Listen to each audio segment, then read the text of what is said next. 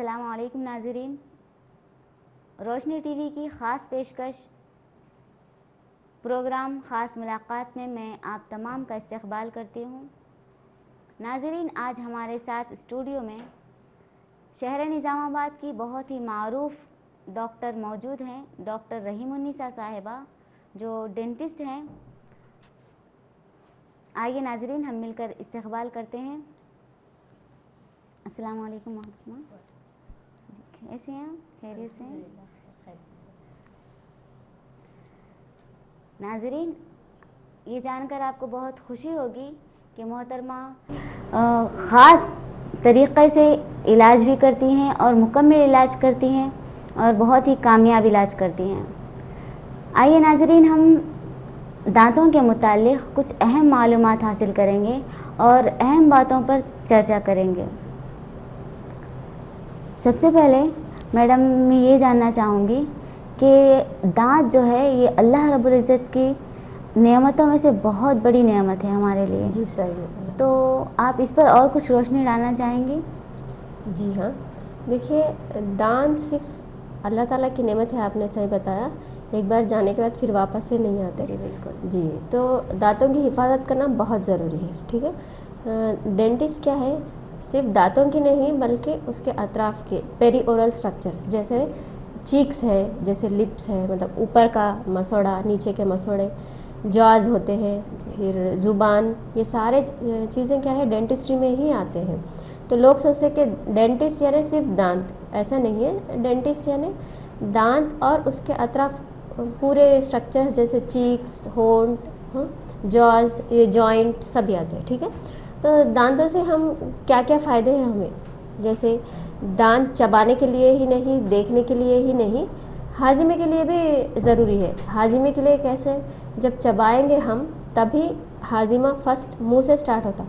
Mouth में जब हम मुंह में जब निवाला रखते तब से ही हाजिमा स्टार्ट होता। चबाने के बाद सलाइवा में जो जूसेस होते हैं वहीं से डाइजेशन स्टार्ट होता। तो ज़रूरी, हाजिमे के लिए भी दांत ज़रूरी है, देखने के लिए भी और स्पीच के लिए, क्योंकि हम जब बात करते हैं कुछ अल्फाज जो होते हैं दांतों के रहने से और दांतों के ना रहने से फ़र्क हो जाते हैं। तो दांत क्या है, बात करने के लिए भी यूज़ होते हैं और चबाने के लिए तो सभी, देखने के लिए तो ऑफ कोर्स, क्योंकि जिसके दांत अच्छे खिल के हंस सकते, कॉन्फिडेंटली हंस सकते, तो ये सब बिल्कुल बिल्कुल। जी जी मोहतरमा, ये बताएं कि दांतों में कितनी किस्म की बीमारियां होती हैं और उनका इलाज किस तरह से किया जाता है?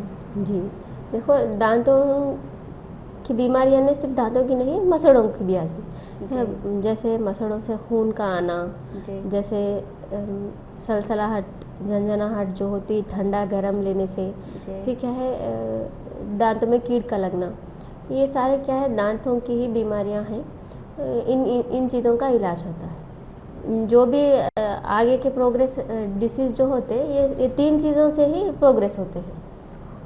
मोहतरमा, बाज़ लोग के ब्रश करने की वजह से या फिर खाने पीने की वजह से मसोड़ों से खून निकलता है, तो इसकी क्या वजह हो सकती है?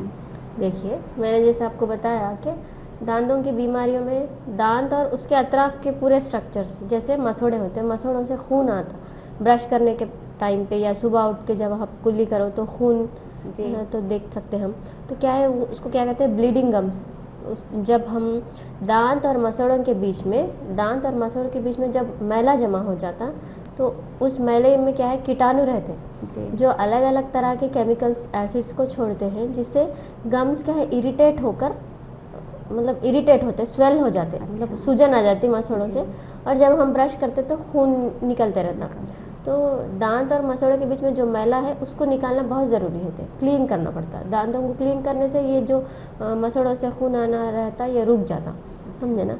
अगर हम ऐसे ही छोड़ देंगे ना तो ये और फैल के मसोड़ों से हड्डी तक पहुंच जाता है इन्फेक्शन, इससे दांत हिलते, फिर आगे के बाकी पास आना, बाकी अलग अलग फिर मसोड़ों के प्रॉब्लम्स हो जाते हैं आपको। मोहतरमा, हम ये सुनते हुए आते हैं कि सेंसिटिविटी होती है, सेंसिटिविटी होती है। दांतों में सेंसिटिविटी होने का क्या मतलब है?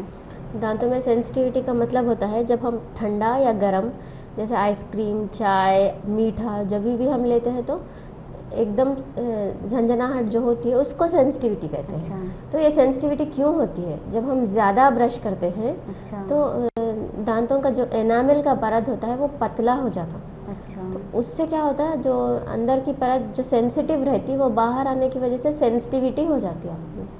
तो हम उसका इलाज पहले इनिशियली डिसेंसिटाइजिंग पेस्ट जिसे कहते हैं, जैसे कोई भी पेस्ट डिसेंसिटाइजिंग पेस्ट होता है उससे सेंसिटिविटी को हम कम कर सकते हैं। सपोज़ बहुत ज़्यादा बढ़ गई सेंसिटिविटी तो पेस्ट से कम नहीं होगी। वो जो एनामिल लॉस हो गया, मतलब जो एनामिल घिस गया है उसको रिप्लेस करना पड़ता, सीमेंट लगाकर उसको रिप्लेस करना पड़ता, तभी जाकर वो सेंसिटिविटी रुकती है। मतलब इनिशियल स्टेजेस में डिसेंसिटाइजिंग पेस्ट, उसके बाद उसको रिप्लेस करना, मतलब एनामिल को जो है रेस्टोर करना, जी फिलिंग करना। फीलिंग करने। मोहतरमा ये बताएं कि दांत में कीड़ का लग जाना ये कहाँ तक दुरुस्त है, और क्या वाकई में दांत में कीड़ मौजूद होते हैं? ये अच्छा सवाल आपने किया है। देखिए, दांत में कीड़ का लग जाना जी। ये मतलब नहीं है कि दांत में कीड़ लग जाए, कीड़े आएंगे। हाँ। जैसे कुछ लोग जाकर अरसापली जी वहाँ हाँ। से क्या है कीड़े निकाल कर आते बिल्कुल हैं, बिल्कुल। सोचते हैं कि कीड़े निकल गए दांत का हाँ। दर्द कम हो जाएगा, लेकिन ये ऐसा नहीं खुशफहमी है जी, एक तरह की। जी जी जी। एक्चुअली दांतों का सड़ना क्या है, कीटाणु की वजह से होता है जो हमारे अच्छा। आंखों को नज़र नहीं आते। हाँ। तो वो माइक्रो ऑर्गेनिजम्स जो होते हैं जी वो मीठा अपना फूड बनाकर दाढ़ में अपना घर बनाते हैं, दाढ़ों में या दांतों में अपना घर बनाते हैं। फिर 2 के 4, 4 के 8 ऐसा मल्टीप्लाई करके दाढ़ को फोकल करते जाते हैं। अच्छा तो उसको दांत का सड़ना या दांत का कीड़ लगना कहते हैं। तो वो कीड़े नहीं रहते, जी, कीड़े नहीं रहते। नहीं। तो उसको सफाई करके सीमेंट से फिल कर दिए तो कीड़ वहीं पे रुक जाती, आपको जी। कोई प्रॉब्लम नहीं होता। बिल्कुल बिल्कुल। ऐसे ही छोड़ देंगे तो और कीड़ बढ़ते जाता और दाढ़ फोकल हो जाएगा। जब नस तक पहुंच जाता तो आप फिलिंग नहीं कर सकते, उसको जी। रूट कैनाल ट्रीटमेंट करना पड़ता। अच्छा, ये रूट कैनाल का आप तफसील से बताएंगे मैम? देखिए, रूट कैनाल ट्रीटमेंट जैसे नाम ही बता रहा है, रूट कैनाल ट्रीटमेंट। जैसे कि दांतों को जड़ें होती हैं, जी। जैसे झाड़ को जड़ होती है, दांत को भी जड़ होती है। तो अच्छा। जब कीड़ लग जाते, वो कीड़ नस तक पहुंच जाती तो वो जड़ों में भी इन्फेक्शन हो जाता। जी। इसलिए रूट कैनाल ट्रीटमेंट से वो इन्फेक्शन जो जड़ों में हो गया उसको क्लीन करते। क्लीन करने के बाद एक्सरे में देखकर सफाई होने के बाद फिलिंग करते, उसको जी। रूट कैनाल ट्रीटमेंट कहते हैं। जिससे पहले कैसा था, दाढ़ में कीड़ लगते ही दाढ़ को निकाल फेंकते थे, जी। अभी वैसा नहीं है। मतलब लेटेस्ट रूट कैनाल ट्रीटमेंट से हम मजबूत दाढ़ को बचा सकते हैं। जी बिल्कुल। मोहतरमा ये बताएं नाज़रीन को कि अक़ल दाढ़ की हकीकत क्या है? अक़ल दाढ़, जी देखिए, अक़ल दाढ़ जैसे कहा जा रहा है अक़ल दाढ़, जी हाँ। तो ये क्या है, 18 साल की उम्र के बाद आता। जी। 18 ईयर्स के बाद कभी भी आ सकता, 18 से 22 ईयर्स के बाद कभी भी आ सकता। तो अक़ल आने के बाद आ रहा है, इसीलिए इसको अक़ल दाढ़ कहा जाता है। ऐसा। ये क्या प्रॉब्लम क्रिएट करता है, जैसे देख रहे हैं हम कि ग्रोथ पीरियड जो रहता, बढ़ने की उम्र जो है जब जी। ख़त्म हो जाती तो अक़ल दाढ़ तब आ रहा, तो उसको जगह मौजूद नहीं रहती, क्योंकि ऑलरेडी पूरे दाढ़ ऑक्यूपाई कर चुके होते हैं। जो जॉ रहता ना उसको जी। पूरे दाढ़ों से भर गया, तो जो अक़ल दाढ़ आ रहा है उसको स्पेस कम रहता, तो वो स्पेस को यूटिलाइज नहीं कर सकता। इसीलिए जहाँ भी जगह मिलती, आगे पीछे टेढ़ा जैसा भी हो, बाहर आने की कोशिश करता। उस वक्त क्या है, बहुत ज़्यादा पेन होता। जी। ज़्यादा करके 18 साल की लड़कियाँ जो भी आती है स्वेलिंग से, पेन करके, तो अक़ल दाढ़ का प्रॉब्लम ही होता है, जो मेडिसिन से ट्रीट कर सकते। मेडिसिन से क्योर ना होने के मौके पर उसको सर्जरी करके उस दाढ़ को निकालना पड़ेगा। तो अक़ल दाढ़ जो है एक्स्ट्रा दाढ़ होता है। अक़ल दाढ़ चबाने में काम नहीं आता। अक़ल दाढ़ को निकालने के बाद दूसरा दाढ़ बिठाने की ज़रूरत नहीं रहती। अक़ल दाढ़ जो है निकालने के सर्जरी करके निकालना पड़ता है, क्योंकि वो हड्डी में आधा होता है आधा बाहर होता है। अच्छा। किसी किसी को सीधा आ जाता है, जिसको भी प्रॉब्लम हो रहा उनको सर्जरी करके निकाल देते वो, और वो निकालने के बाद आपको खाने में कोई प्रॉब्लम नहीं होगी, क्योंकि वो चबाने में काम ही नहीं आता। अच्छा। तो अक़ल दाढ़ के तो लोगों को ये वहम भी है कि अक़ल दाढ़ के निकालने से आँख की बीनाई मुतासिर होती है। हाँ, सिर्फ अक्ल दर्द नहीं, बहुत सारे लोग क्या सोचते हैं ऊपर के दांत निकालने से आँखों पे जी असर हाँ, होता जी है, हाँ। ऊपर के दांत निकालने से, ऊपर के चौकड़े के दांत निकालने से जी। ऐसा कुछ भी नहीं रहता। दांतों को और आँखों को कोई ताल्लुक़ नहीं है, उसके नस अलग है, इसके नस अलग है। तो आप दांत जो ज़रूरी है वो दांत निकाल सकते हैं। ऐसा नहीं है कि दांत कोई भी, हम जब भी डॉक्टर हम सजेस्ट करते हैं कि आप जी। ये दांत निकाल लीजिए, तो जब ज़रूरी रहता है तभी बोलते हैं जी जी। हमारी कोशिश यही रहेगी कि कि हम बचाएं। दांत को बचाएं। जी 99.9% हम कोशिश करते हैं कि इस दांत को बचाएं, रूट कैनाल करके, कैप लगाकर, फिलिंग कर कर जी। हम कोशिश ये करते हैं कि दांत को बचाएं। जब नहीं बचाने की सूरत पे हम निकालने को कहते हैं, और वो निकालने से आँखों पे असर बिल्कुल नहीं होता। आँखों को और दांतों को कोई ताल्लुक़ नहीं। मोहतरमा ये बताएं कि मसनूई दांत जो लोग बिठाते हैं उसको किस तरह से बिठाते हैं, और इससे कोई साइड इफ़ेक्ट तो नहीं होता है ना? जी देखिए, दांत हम किस मौके पर बिठाते हैं, या तो कोई एक्सीडेंट हो गया, दांत गिर गए, या दांत लूज़ होकर गिर गए, तब बिठाते। सपोज़ एक्सीडेंट होकर दांत गिर गए, जी। या फिर स्कूल में बच्चे जो है ना हाथ से कोई भी स्कूल में खेलते वक्त गिर गए, या कोई भी मौके पर जब दांत गिर जाते तो हम कुछ प्रिकॉशंस लेना चाहिए। पहली बात, हम कुछ प्रिकॉशंस लें। जब दांत निकल जाते तो बहुत सारा खून बहने लगता, तो हम एक कॉटन या गॉस पीस जो भी रहता लगा के, मतलब बाइट करने के लिए कहना है, तो जब बाइट करते तो खून रुक जाता। फिर जो दांत, सपोज कोई दांत गिर गया तो उस दांत को पानी में या दूध में कैरी करके डॉक्टर के पास लेकर आए, प्रिजर्व करें दांत को, और वो आधे से 2 घंटे के अंदर लाए तो वो उसी दांत को हम फिर से रीइम्प्लांटेशन कर सकते। अच्छा। हाँ, तो अच्छा रहता अगर हमारा खुद का दांत हम बिठाए, तो हम क्या करते हैं उसी दांत को फिर से बिठाकर स्प्लिंटिंग कर देते, जिससे आपको दूसरा दांत लगाने की ज़रूरत नहीं पड़ती। फिर क्या है, सपोज़ वो दांत नहीं मिलने की सूरत में, या बहुत पीसेस हो गया, उसको नहीं बिठा सकते, तो हम उस वक्त दूसरा दांत बिठाते। तो जब हम नया दांत बिठा रहे, हम फिक्स दांत बिठा सकते हैं, निकाल के लगाने वाले दांत बिठा रहे, जैसे पेशेंट की मर्ज़ी है उस तरह से ट्रीटमेंट प्लान हम कर सकते हैं।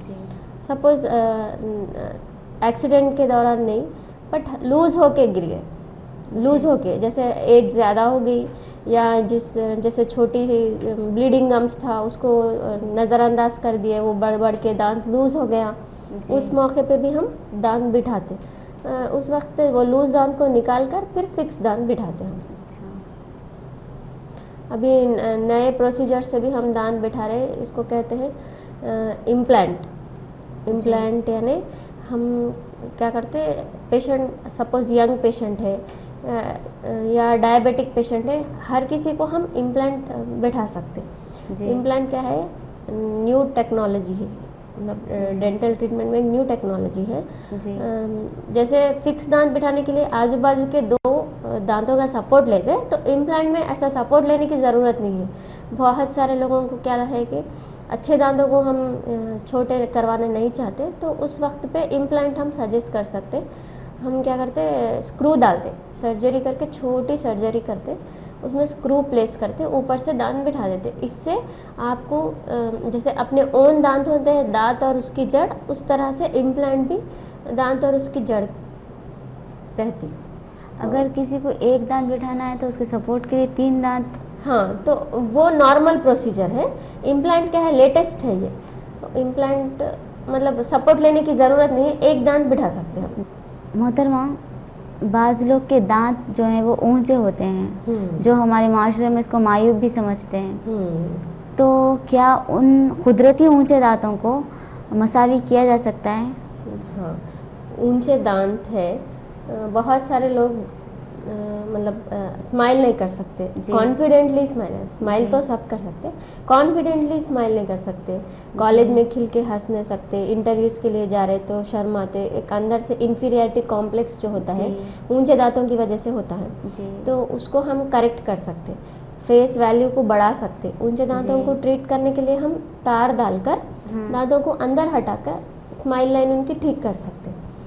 तो ये क्लिप का ट्रीटमेंट जो कहते हैं नॉर्मल लैंग्वेज में, ऑर्थोडोंटिक ट्रीटमेंट जिसे कहते हैं ना, तो वो जल्दी मतलब हमको घर में पता होता है कि दांत बच्चे के ऊंचे हैं या बच्चे के ऊंचे हैं, फिर भी हम नज़रअंदाज करते जी। जब दूसरे लोग या कोई रिश्ता आया, फिर जब देखने लगते, जब वो लोग कहेंगे कि दांत ऊंचे हैं, तब जी। रियलाइज़ करके तब ट्रीटमेंट करवाना चाहते।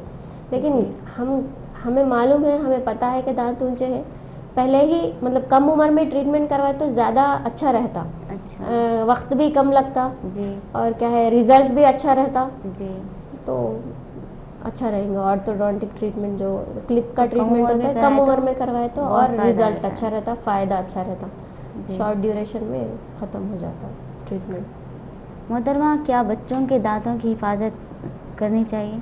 और एक बात ये कि बच्चे जो है खेलने में कूदने में वो दांत उनके गिर जाते हैं, तो लोग क्या बोलते हैं कि वो उम्र में अगर दोबारा दांत बिठाएंगे तो लोग उनकी सेहत पर मुतासिर होगी या फिर ख़द नहीं बढ़ेगा, इस तरह के ख़यालात रखते हैं लोग। तो इस बारे में आप क्या कहना चाहेंगे? बच्चों के दांत भी उतने ही ज़रूरी है जितने के बड़ों के दांत, जी। क्योंकि बच्चे भी दांत ये मिल्क टीथ जो दूध के दांत होते हैं, जी। जी। उनसे चबाकर खाते हैं। जी। तो देखिए हम लोग क्या सोचते हैं, ये दांत चले जाएंगे, फिर नए दांत आएंगे, ज़रूरत नहीं है, जी। कीड़ भी लग गया, इन्फेक्शन भी हो गया, तो ऐसे ही छोड़ देते। जी हाँ। लेकिन ये नहीं सोचते कि सपोज़ बच्चे कम 6 साल की उम्र में, 7 साल की उम्र में कीड़ लग गया या 5 साल की उम्र में कीड़ लग गया, तो उनको जो दाढ़ आने वाले दाढ़ है वो 12 साल की उम्र में आते। दाढ़ 12 साल की उम्र में आते, मतलब 5 साल से 12 साल या 6-7 साल से 12 साल तक का जो वक्त है, जी। इस टाइम पे वो चबा के खाने के लिए उनको प्रॉब्लम होती, बीच बीच में स्वेलिंग आती, दर्द होता, क्योंकि आजकल के फूड्स क्या है, रिफाइंड फूड्स है, जैसे चॉकलेट्स, चिप्स, आइसक्रीम्स, ये सारे रिफाइंड फूड्स हैं जो दांतों को स्टिक होके रहते, तो इससे उनको कीटाणु मतलब केरीज, ये कीड़ के दांत जल्दी हो जाते।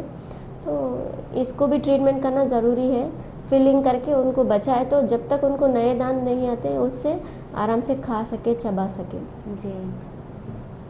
मोहतरमा, दौरान हमल अगर दांत में दर्द हो तो क्या उसका इलाज किया जा सकता है? देखिए प्रेगनेंसी में क्या है, 3 मंथ्स के जैसा डिवाइड करते, फर्स्ट, सेकंड, थर्ड ट्राइमेस्टर। जी। तो सपोज फर्स्ट ट्राइमेस्टर में पेन, दाढ़ में दर्द हुआ, तो कम पावर के दवा से ही हम कोशिश करते कि दाढ़ का दर्द कम कर दें।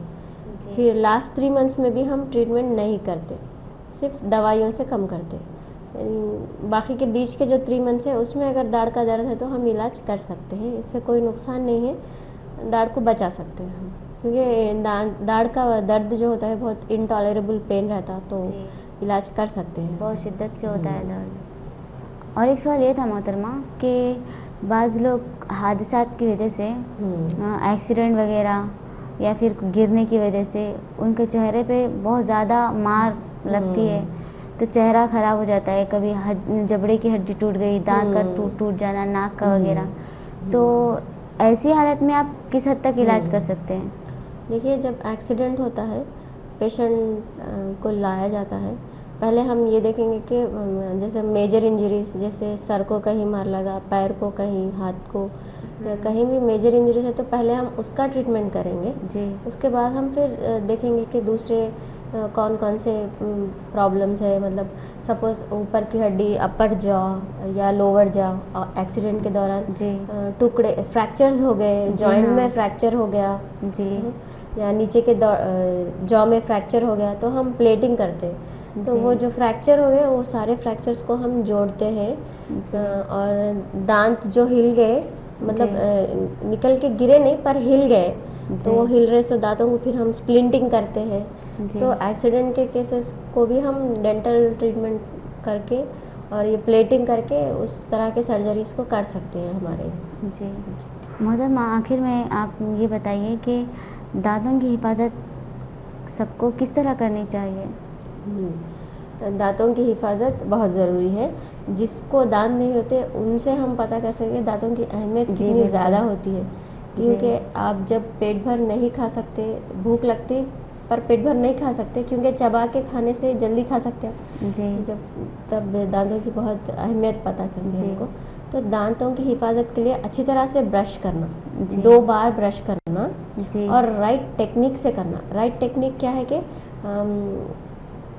हॉरिजॉन्टली नहीं करना, वर्टिकली, मतलब खड़े में ब्रश करना, आड़े जी। में नहीं, खड़े में ब्रश करना। फिर 2 मिनट ही ब्रश करना। ज़्यादा ब्रश करने से ज़्यादा सफाई, ये गलत है। ज़्यादा ब्रश करने से एनामल घिस जाता, जी सेंसिटिविटी हो जाती, दांत और पीले नज़र आते। जी। इसलिए सिर्फ 2 मिनट सॉफ्ट ब्रश करना, जी सॉफ्ट ब्रश। जी और 3 मंथ्स में एक बार ब्रश को चेंज कर देना। जी नाइट ब्रशिंग कंपलसरी, मतलब नाइट ब्रशिंग करना बहुत ज़रूरी है, क्योंकि हम सोते वक्त जब ब्रश करेंगे तो ज़्यादा फ़ायदा होगा, क्योंकि ज़्यादा वक्त तक सोते हम तो मुंह में पानी नहीं डालते, तो बैक्टीरिया का ग्रोथ जो है ज़्यादा रहता रात में। जी तो रात में ब्रश करके सोना बहुत अच्छी आदत है, और बच्चों को भी ये आदत जो है हम कराना चाहिए।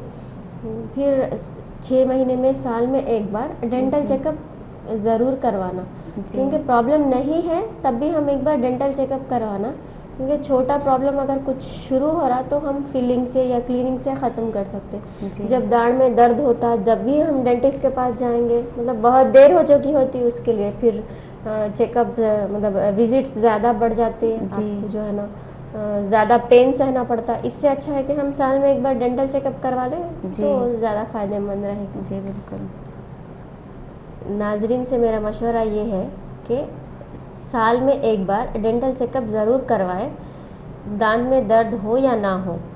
जैसे हम चेकअप के लिए जाते हैं वैसे ही डेंटल का भी चेकअप करवा लिए तो फ़ायदेमंद रहता। जब दाढ़ में दर्द होता है तब भी डॉक्टर के पास जाएंगे, उससे क्या है बहुत देर हो चुकी होती, आपको विजिट्स बढ़ जाएंगे, दर्द का सहना पड़ेगा।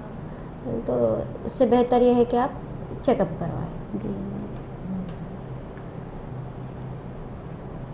तो नाज़रीन, हम डॉक्टर रहीमुन्निसा साहिबा से काफ़ी अहम बातें सुन रहे थे, और मैं उम्मीद करती हूँ नाज़रीन कि आपको ये प्रोग्राम पसंद आया होगा और मोहतरमा की बातें आपको असर की होंगी, और इंशाअल्लाह हम आइंदा से दांतों की हिफाजत ज़रूर करेंगे, क्योंकि दांत जो है बेशक ये अल्लाह ताला की अजीम तरीन नेमत है। तो नाज़रीन, आइए हम मोहतरमा से अलविदा लेंगे। बहुत बहुत शुक्रिया मोहतरमा जो आप हमारे स्टूडियो में आए और नाजरीन को बहुत अहम बातें बतलाई आप, इसके लिए मैं आपकी बेहद मशकूर हूँ, ममनून हूँ। बहुत बहुत शुक्रिया मुझे शुक्रिया। यहाँ पे। इंशाअल्लाह नाजरीन, फिर किसी नए मेहमान के साथ हम आपके सामने हाजिर होंगे। तब तक के लिए इजाज़त दें, अपना ख्याल रखें। अल्लाह हाफिज़।